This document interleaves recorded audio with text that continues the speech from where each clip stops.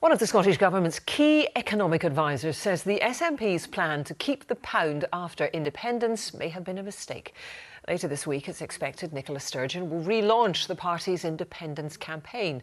But Nobel Prize-winning economist Joseph Stiglitz has urged Scotland to consider its own currency. The main opposition party said Scotland should keep the UK and the pound. Our political correspondent Nick Eardley reports. Which currency would shoppers like these ones in Glasgow use if Scotland were to go it alone? That's a question the SNP will be exploring as it looks again at its argument for independence. And it's a question that matters not just because of the type of money that comes out of machines like this.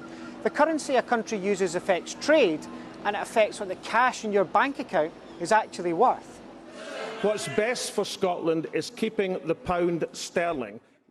In 2014, the Scottish Government argued for a currency union, sharing the pound we have now with the rest of the UK. But now this man, a key advisor to Nicola Sturgeon, says that might have been wrong. They wanted the smoothest transition as possible, keeping our currency and keeping other forms of institutions. I think in hindsight, that may have been a mistake. So what else could be on offer if there's another vote on independence? Keeping the UK pound is an option. So is joining the euro. The SNP and Professor Stiglitz don't like that. But might Scotland have to revisit if it wants into the EU as an independent country? And then there's a new currency, the so-called Scottish pound. Professor Stiglitz reckons that could help boost the economy. What they would have needed to do, perhaps, is to resurrect the Scottish pound, let it float. Small countries can have their own currency. But the political debate here too is important.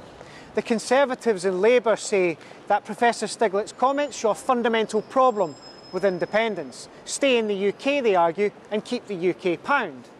The SNP says there will have to be proper debate before it changes its mind on the currency question. But the Greens support that independent Scotland having its own new currency.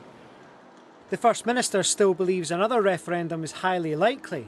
So too further analysis of potential future options on the cash in your pocket.